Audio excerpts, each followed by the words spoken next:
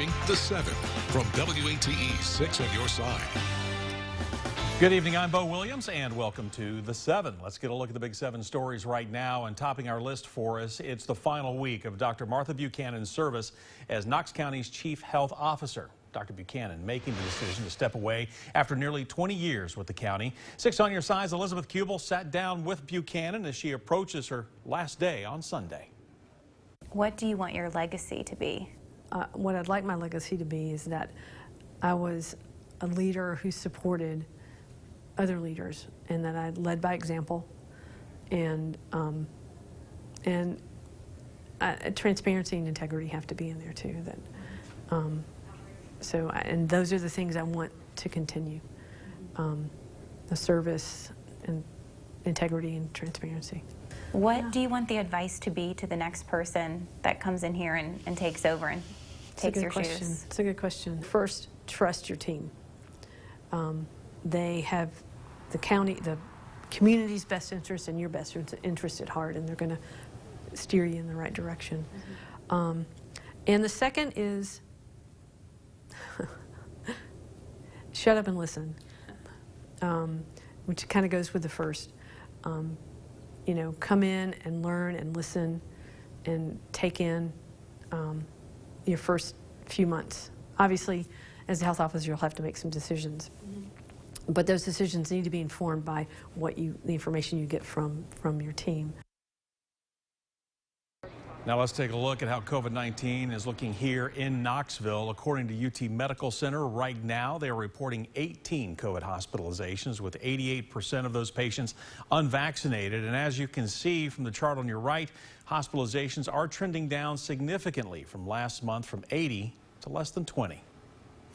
Next here on the Big 7, an officer with the Knox County Sheriff's Office has been fired. According to a spokesperson with the Sheriff's Office, Officer Tim Stidham was terminated on Friday, March 25th. Now, we're told there is an active internal and potential criminal investigation into his conduct while on duty. Attorney General Sharm Allen will review the case. Now, you're looking at video from our interview with Stidham as his wife, Sarah, battled with multiple sclerosis and COVID-19. She died in January of 2021. So far, we're not sure what this investigation is in relation to, and the Sheriff's Office is not saying anything until the investigations are closed. Of course, we'll bring you the latest as we learn more. Our next big story, police linking a body found after a house fire to a report of a stabbing and sexual assault. That fire happened January 21st on Wilson Avenue. The body inside was that of 47-year-old Donald DeShazo. Now, police say DeShazo's death has been ruled a homicide, and the fire was set on purpose to get rid of the evidence. The stabbing and sexual assault apparently happened 2 days before. Knoxville police say a woman told them that she had gone to a house with DeShazo to buy marijuana. DeShazo went inside first, then she went in, where a man reportedly stabbed her and sexually assaulted her. That victim said she heard 2 suspects arguing with DeShazo as she managed to get away. Police want to hear from anyone who might have seen anything relevant to the case around Wilson Avenue on the afternoon of January 19th or the night of the 21st. Call East Tennessee Valley Crime Stoppers at 865-215-7165 or reach out online, and you can remain anonymous and possibly receive a cash reward. Next on our list, fire crews currently fighting an approximately 100-acre wildfire in the Cherokee National Forest. It's just outside of Knox County near the Tennessee-North Carolina border. Now, the Forest Service says this fire has been going on for days and is about 50% contained right now. It was just 10 at the start of the day. Fire crews from both states are working to make sure the fire does not spread. We have a crew from Asheville, and we have some local crews, some local Forest Service crews, and we have a few people from our Cherokee hotshot crew here. Mary Miller with Forest Services says the fire is within the park boundaries. No structures or communities are in any danger, but there is a smoke advisory for surrounding areas. They are hoping that with lower winds today, they can increase the containment level, but putting this fire out completely will take several more days. And traffic on Chapman HWY moving slowly after a business fire. That fire is about halfway between Seymour and Sevierville near Shiloh Church Road. They are asking everyone to avoid the area, with more fire departments now called in to help out. Now, we'll have an update on the effort for you coming up tonight at 11 o'clock. And here in Knox County this afternoon, Rural Metro tackled a brush fire that got out of hand, driven by the wind.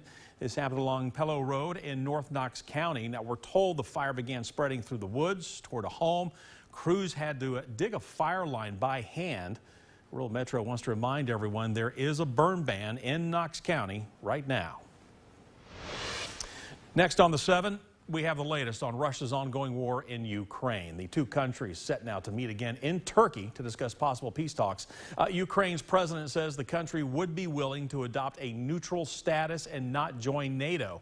Also, Ukraine would keep its non-nuclear status, but only if his country is, well, receives security guarantees against future attacks. And continuing with the war in Ukraine, for our next Big 7 story tonight, for those in the U.S. who used to call Ukraine home, watching the Russian invasion from afar has been tough. It's been even more heart-wrenching for teens and children. 17-year-old Juliet and her 8-year-old sister Chloe are from Ukraine. The Rothermel family adopted them in February of 2021, 1 year before Russian forces invaded. We spoke with their adoptive mother about how her oldest daughter has been coping now with the war. I mean, she lived at her orphanage in Ukraine for most of her life. So her friends and her teachers were her family. She's normally a very, happy-go-lucky teenage girl. And you could just tell it was sort of like the weight of the world on her shoulders. This family just moved to the Knoxville area recently, and they say any signs of support for Ukraine, whether it be yellow and blue lights or flags, are noticed and appreciated. Well, next here in the Big 7, a memorial service and plaque dedication will be held next month in honor of Army Staff Sergeant Ryan Knauss. The local hero was one of 13 U.S. service members killed by a suicide bomber in Afghanistan during the withdrawal of U.S. forces last year. Now, the memorial will take place Saturday, April 9th, 2 days after what would have been his 24th birthday. It will begin at 10 a.m. with a procession led by veterans starting at the Veterans of Foreign Wars Center and conclude at the Weigels location in Corryton next to a memorial site set up in his honor last year. There, the memorial service will host Gibbs High School's ROTC that will honor Ryan Knauss with a raising of the flag ceremony. A memorial plaque will be dedicated to Ryan Knauss and is permanently placed in the Weigels Memorial Garden. And rounding out our Big 7, Will Smith slapped comedian Chris Rock over a joke involving Smith's wife, and that moment has many black women now discussing the topic of hair.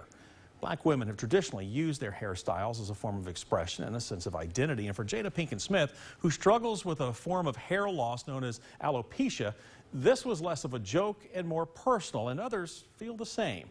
As a matter of fact, a Knoxville woman says her own hair journey made this Oscar moment relatable. Diana Jordan is the owner of the Weave Room with over 24 years of experience in doing hair. She not only has clients with alopecia, but she too has this hair loss condition. And she says for black women, the topic of hair has always been a tough subject. Our hair is our crown, it's everything to us. And we already have, society telling us we have to look a certain way. Especially being African American, we taught that, our hair is rough, our hair is tough, and sometimes not accepted. Which is why Jordan works to make women who share her and Pinkett Smith's condition feel better about themselves. Now, doing her best to let them know that it's okay, she understands, and there is something that you can do about it. Chris Rock, by the way, has declined to press charges against Will Smith.